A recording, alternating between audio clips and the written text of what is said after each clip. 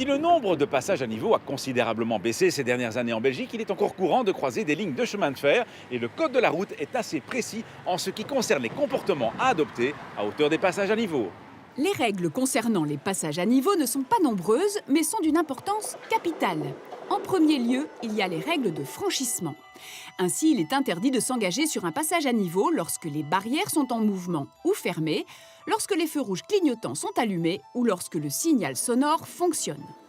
Ne pas respecter ces conditions constitue une infraction du 4e degré, le niveau le plus grave, qui peut mener directement à la perte du permis et à une très grosse amende.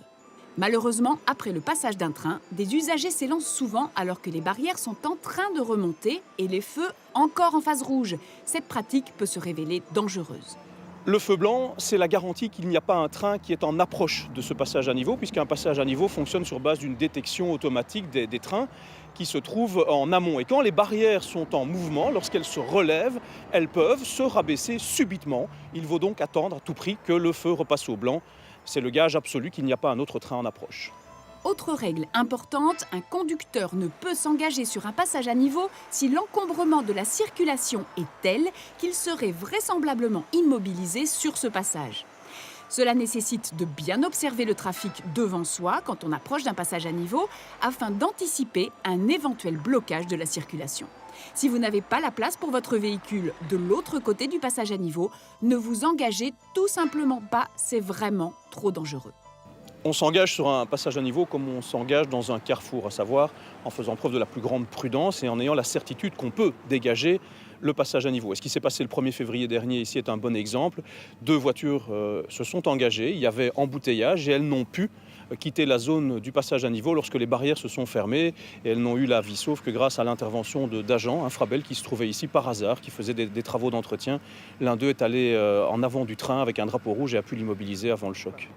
La réglementation prévoit également qu'il est interdit de s'arrêter et de stationner sur un passage à niveau. C'est la logique même, mais la réglementation ne pouvait pas éviter de le rappeler. La loi prévoit enfin que toute circulation est interdite sur les voies ferrées en dehors des passages à niveau. Ce dernier point pose régulièrement problème lorsque des piétons ou des 2 roues imprudents circulent le long des voies ferrées sans se rendre compte des risques que cela occasionne. Le trespassing, c'est la présence illicite de personnes le long des voies ou sur les voies. Ça peut aussi arriver en gare, des personnes qui passent d'un quai à l'autre. C'est aujourd'hui la première cause de retard externe aux entreprises ferroviaires. Il y a 5 heures de retard par jour occasionnées par ces personnes qui circulent le long des voies et qui génèrent des freinages d'urgence, des conducteurs de train qui ne connaissent évidemment pas leurs intentions.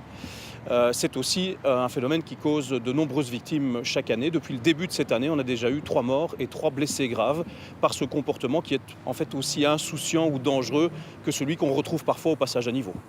En plus des personnes tuées ou blessées gravement en se promenant le long des voies, il y a eu aussi en 2016 4 tués et 8 blessés graves dans des accidents à hauteur de passage à niveau. Et tout ça vous montre bien que toutes ces règles ne sont pas à prendre à la légère. À quel moment est-on obligé de laisser sortir un bus de son arrêt ? Si vous circulez dans une agglomération, que vous approchez d'un arrêt de bus et qu'un bus qui est immobilisé a mis ses clignotants pour indiquer son intention de quitter l'arrêt, vous devez lui céder le passage. Cette obligation de céder le passage n'est par contre pas valable en dehors des agglomérations.